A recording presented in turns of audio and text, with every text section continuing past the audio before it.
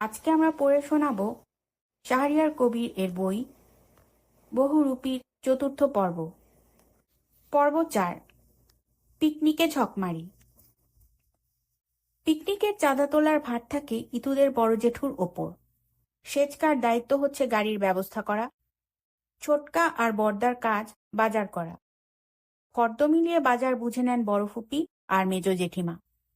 Iturra চাঁদা তোলার ব্যাপারে বড় জেঠুকে সাহায্য করে।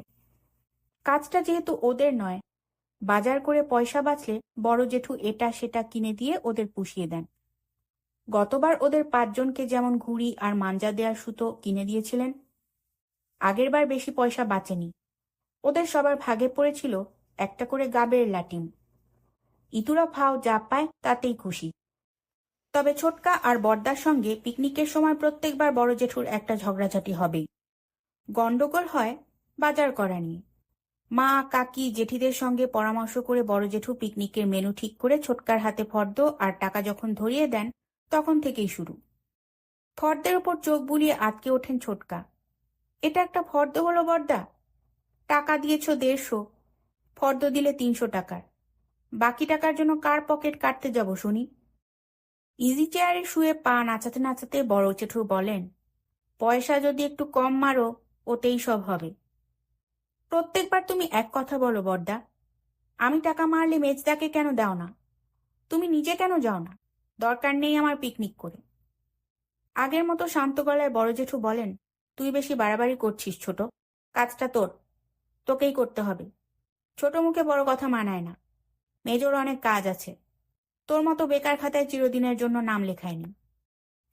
বিয়ে পাশ করে ৫ বছর ধরে ঘরে বসে আছেন ছোটকা। এ নিয়ে কেউ কিছু বললে ওর মন খারাপ হয়ে যায়। বড় জেঠুর কথা শুনে গাইগুই করে বলেন, ঠিক আছে, বাজারে এই দামে যা পাবো তাই কিনবো।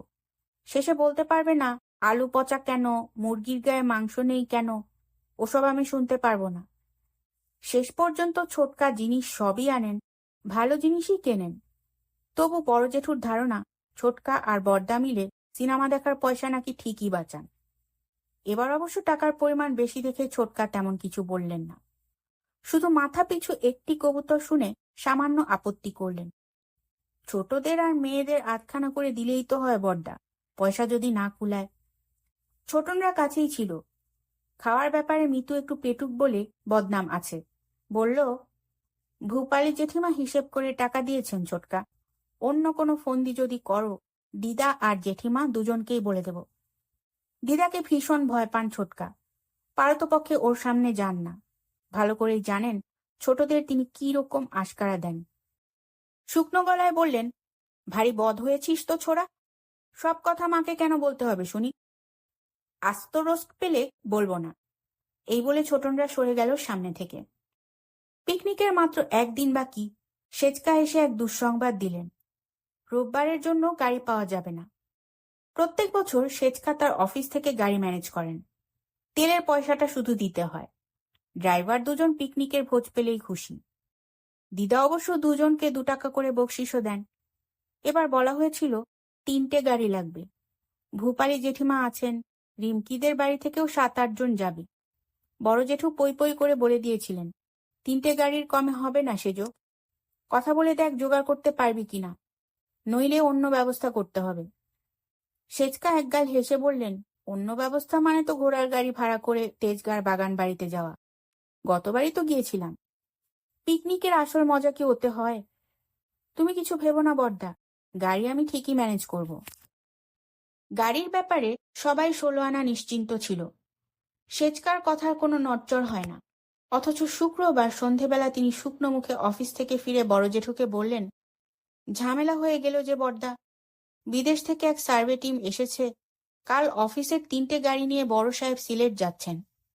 আমাকে বললেন, তোমাদের তো ফ্যামিলি পিকনিক, ১ সপ্তাহ পিছিয়ে দাও।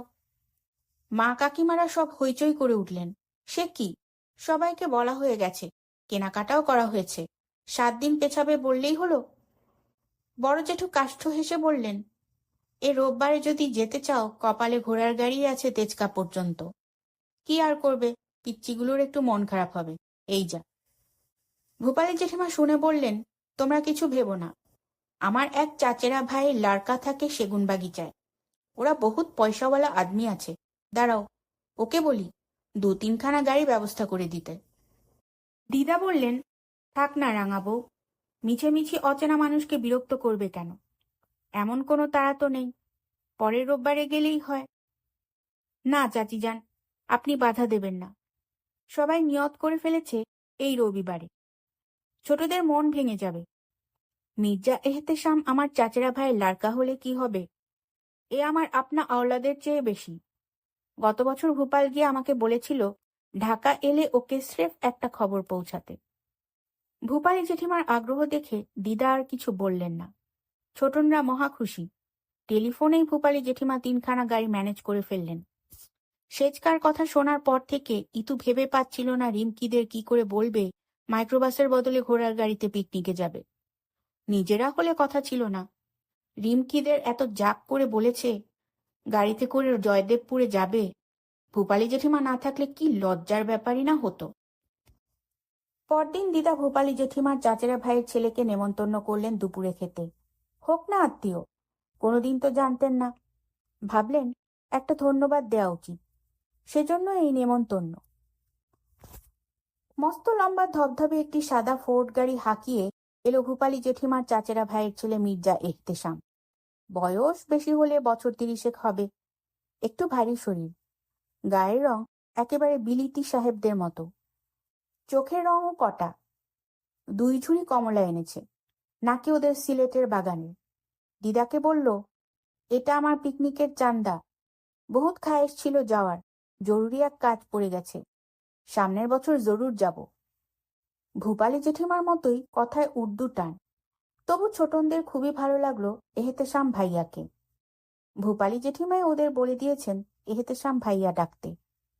এত বড় লোক, অথচ এতটুকু অহংকার নেই।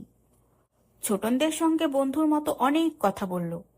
কার কি হবি, বড় হলে কে কি হবে, এসব জিজ্ঞেস করলো।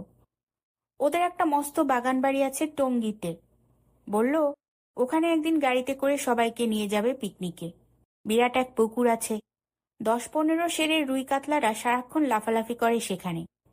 ওরা গেলে পুকুরের মাছ ধরে খাওয়া হবে। শীতকালে ওখানে সব রকম সবজির চাষ হয়। কয়েক ঘন্টার ভেতরে ছোটনদের সবাইকে ওর মহাভক্ত বানিয়ে ফেলল। সন্ধেবেলা রিমকিদের বাগানে বসে ছোটনরা যখন পিকনিকের কথা আলোচনা করছিল, তখন সবাই এক বাক্যে স্বীকার করল এত মজার পিকনিক আগে কখনো হয়নি। মিতু বলল, আস্ত একটা কবুতরের রোস্ট, সঙ্গে থাকবে খাসির বিরিয়ানি, মুরগির দো পেঁয়াজি আর সীতারাম মিষ্টান্ন ভাণ্ডারের দই। ভাবতে পারিস কি দারুণ এক খাওয়া হবে। ঝন্টু বলল, এহতেশাম ভাইয়া যে 2 ঝুড়ি বাগানের কমলা দিয়ে গেল, সেটা বাদ দিচ্ছিস কেন? সিমকি জিজ্ঞেস করল, এহতেশাম ভাইয়া আবার কে? ভূপালী জেঠিমার চাচেরা ভাই। বলতে গিয়ে হেসে ফেলল মিতু। জেঠিমার মতো উর্দু মেশানো কথা বললে কি হবে, আমাদের বলেছে একদিন ওদের বাগান বাড়িতে নিয়ে যাবে। রিমকি বলল, ইস, ভাইয়াটা যদি থাকতো কি মজাই না হতো। পিকনিকে যাওয়ার আগে ইতুদের বাড়িতে আরেক খুশির খবর এলো। শনিবার সকালে কলেজে গিয়েছিল বড়দি। দুপুরে এসে লাজুক হেসে বড় জেঠুকে বলল, আজ আমাদের পরীক্ষার রেজাল্ট বেরিয়েছে বাবা, আমি পাশ করেছি। তাই নাকি? বলে হইচই বাঁধালেন বড় জেঠু। ওরে, কে আছিস? মিষ্টি আন 1 পণ, পাড়ার সব বাড়িতে খবর দে। তা মা, কেমন পাশ হলো? বড়দি বলল, 2nd class 3rd, 1st class এবার কেউ পায়নি। বড় জেঠুর হাঁক ডাক শুনে বাড়ির সবাই ছুটে এলো। মেজ জেঠি বড়দিকে বুকে জড়িয়ে ধরলেন। আহা, বড়বু যদি কটা মাস দেরি করে পরীক্ষার ফলটা জেনে যেতে পারতেন, এই বলে ফ্যাতফ্যাত করে খানিকটা কাঁদলেনও। বড়দির পরীক্ষার 1 মাস আগে বড় জেঠিমা মারা গিয়েছেন। সবাই ধরে নিয়েছিল বড়দি বুঝি এবার পাশ করতে পারবে না। ইতুর বাবা আর বড় জেঠুও বলেছিলেন এবছর ড্রপ দেওয়ার জন্য। বড়দি কারো কথা শোনেনি। ভূপালী জেঠিমা বললেন, জাহানারার পাশের মিষ্টি আমি খাওয়াবো। যে নানা হয়ে একবারে ডাক্তারি ইমতিহান পাশ করে, এমন কথা আমি শুনি নাই। পাড়ার বয়স্করা সবাই বড়দিকে দেখতে এলো। খবর পেয়ে এহতেশাম ভাইয়াও এলো, মস্ত বড় 2 হাঁড়ি মিষ্টি হাতে নিয়ে। বললেন, পিকনিকের পরের দিন সবাইকে সিনেমা দেখাবেন। এত রাগী বড়দি, মির্জা এহতেশামের প্রশংসা শুনে লজ্জায় লাল হয়ে বলল, মনে হচ্ছে এদেশে কোনো মেয়ে বুঝি আমার আগে ডাক্তারি পাশ করেনি। এহতেশাম ভাইয়া হা হা করে হেসে বলল, জরুর করেছে, লেকিন আমি হলফ করে বলতে পারি ওরা কেউ আপনার মতো ভালো রেজাল্ট করেনি। বড়দি আর কি বলবে, চা আনার ছুতো করে ঘর থেকে বেরিয়ে গেল। গন্ডগোল বাঁধল সন্ধেবেলা। ঝুলবারান্দায় বসে রোজকার মতন গল্প করছেন ভূপালী জেঠিমা। হঠাৎ ওর মাথার চক্কর দিয়ে উঠল। কথাটা বলে তিনি এক গ্লাস পানি খেয়ে নিজের বিছানায় গিয়ে শুয়ে পড়লেন। বড়দি ওর ঘরেই ছিল। খবর পেয়ে ছুটে এসে পালস দেখে বুকে স্টেথোস্কোপ লাগিয়ে বলল, প্রেশার বেড়েছে, একদম শুয়ে থাকবেন। আগে কখনো প্রেশার এরকম বেড়েছিল? কেমন করে বলবো জাহানারা বিটিয়া, মাঝে মধ্যে মাথা চক্কর দেয় জরুর। ভূপালে আমরা এখনো ডাক্তারের কাছে যাই না, বংশের বদনাম হবে যে ওতে। রাতে বড়দি ওর পরিচিত এক ডাক্তারের সঙ্গে কথা বলে ভূপালী জেঠিমার জন্য ওষুধ আনিয়ে দিল। বলল, 2 দিন পুরো বিশ্রাম, কাল পিকনিক হবে না। জেঠিমা একটু বিরক্ত হলেন। এ কেমন কথা বলছো বিটিয়া? পিকনিক কি স্রেফ আমার জন্য? সবাই যাবে পিকনিকে, আমি বাড়ি পাহারা দেব। দিদা শুনে চিন্তিত গলায় বললেন, বাড়ি পাহারা দেওয়ার লোক আছে রাঙাবো। পিকনিকের জন্য এত চাঁদা দিয়েছ তুমি, না গেলে সবারই খারাপ লাগবে। না চাচি যান, পিকনিক হচ্ছে ছোটদের, আমাদের যাওয়া তো ছোটদের মজাক দেখার জন্য। আমি একদিন বাড়িতে ওদের নিয়ে পিকনিক করে মজাক দেখব। আমাকে বারবার বলে শর্মিন্দা করবেন না। ছোটদের জন্য ভূপালী জেঠিমার যাওয়াটা অবশ্য বেশি জরুরি ছিল না। সবাই একটা করে কবুতরের রোস্ট বাড়তি পাবে, এতেই ওরা খুশি। দিদা মুখে বারবার ভূপালী জেঠিমাকে যেতে বললেও মনে মনে কিছুটা স্বস্তি পাচ্ছিলেন এই ভেবে যে বাড়িতে অন্তত কেউ থাকবে। প্রত্যেকবার পিকনিকে যাওয়ার সময় যদিও 10 আনির পাহারাদার বনমালীকে বলে যান, তবু মনটা খচখচ করে। চারদিকে চোর ডাকাত গিজগিজ করছে, বনমালী যদি সামলাতে না পারে। এবার তো আরো চিন্তিত ছিলেন। ও বাড়িতে রিমকিরা এসেছে, একা দুবারই কি পাহারা দিতে পারবে বনমালী? ভূপালী জেঠিমা বাড়িতে থাকবেন শুনে আশ্বস্ত হয়ে বললেন, তাহলে বৌমাদের কেউ থাকুক তোমার কাছে। জেঠিমা দিদার হাত ধরে বললেন, চাচি যান, আমার জন্য কেউ পিকনিকে যাবে না, এটা হতেই পারে না। মির্জা এহতেশামকে বলবো দুপুরের পর একবার আসতে। তাছাড়া বললেন না বনমালী না করমালী, সে এসে খোঁজ খবর নিয়ে যাবে। আমার কোনো অসুবিধা হবে না, আপনারা আমার জন্য পেরেশান না হয়ে ঘুরে আসুন। পরদিন খুব সকালে মির্জা এহতেশাম 2টো মাইক্রোবাস আর একটা জিপ পাঠিয়ে দিল। রুমকির মেজ ভাইয়া তার এক বন্ধুর বড় বুইক গাড়ি এনেছে। ওদের বাড়ি থেকে যাচ্ছে রিমকি, সিমকি, নিমকি, ওদের মেজ আর ছোট ভাইয়া, চাচি, মা আর নানি। রিমকির বাবা চাচা যাচ্ছেন না, আর সাইফ ভাই যে চট্টগ্রামে গেছেন, ফিরবেন আজ রাতে। বুড়োরা বুইক গাড়িতে, ছোটরা জিপে, আর অন্যরা সব মাইক্রোবাসে উঠল। সঙ্গে হাড়ি পাতিল জিনিসপত্র যা ছিল মাইক্রোবাসের ছাদে ক্যারিয়ারে ভালো মতো বেঁধে দেওয়া হয়েছে। রওনা দিয়েছিল 7টারও আগে। জয়দেবপুর পৌঁছতে লাগলো পুরো 1.5 ঘন্টা। কথা বলতে বলতে সময় যে কিভাবে কাটলো কেউ টেরও পেল না। ইতুরা আগেও একবার এসেছিল এখানে। জায়গাটা ওদের অচেনা নয়। ওরা জানে রান্নার আয়োজন কোথায় হবে। যে যা পারে হাতে নিয়ে ছুটল সেদিকে। গোটা পিকনিকে এটুকুই ওদের কাজ। জিনিসপত্রগুলো গুছিয়ে রেখে পকেটে একটা করে কমলা লেবু নিয়ে পঞ্চপাণ্ডব চুপচাপ কেটে পড়ল। এবার ওদের সঙ্গে রিমকিরাও আছে। বলাই বাহুল্য, আনন্দের পাল্লা এতে আরো ভারী হয়েছে। গতবার ওরা রাজাদের নায়েব বাড়ির খিড়কির পুকুর ধারে দেশি কুলের গাছ দেখেছিল। লালমরিচের গুঁড়ো আর নুন দিয়ে সেই টক মিষ্টি কোষ্ঠে কুল খেতে দারুণ মজা। কাঁচা পাকা কুল বোঝাই সেই গাছটা খুঁজে পেতে ওদের দেরি হলো না।